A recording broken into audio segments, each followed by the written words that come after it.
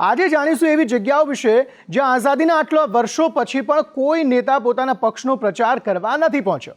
નૈનીતાલના દુર્ગમ બેતાલઘાટ બ્લોકનું જીનોલી ગામ। અહીંના પ્રધાન અનિતા દેવી કહે છે કે અહીં 300 મતદારો છે। મતદાન મથક ગામથી 5 કિલોમીટર દૂર છે। જે પોસ્ટરો અને બેનરો સાથે કાર્યકર્તાઓ પ્રચાર કરે તેને જોઈને જ તેઓ વોટ આપી દે છે।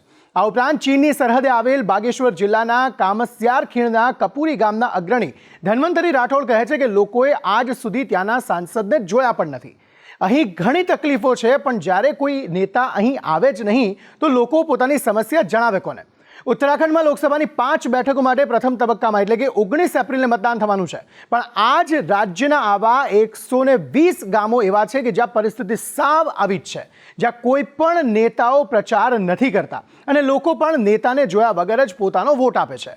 2019ની લોકસભા ચૂંટણીમાં દેશમાં 50 બેઠકો એવી હતી જ્યાં મતદાન 50% કરતાં પણ ઓછું હતું। આ યાદીમાં અલ્મોડા સીટ 23મા સ્થાને હતી અને ગઢવાલ સીટ 49મા સ્થાને હતી।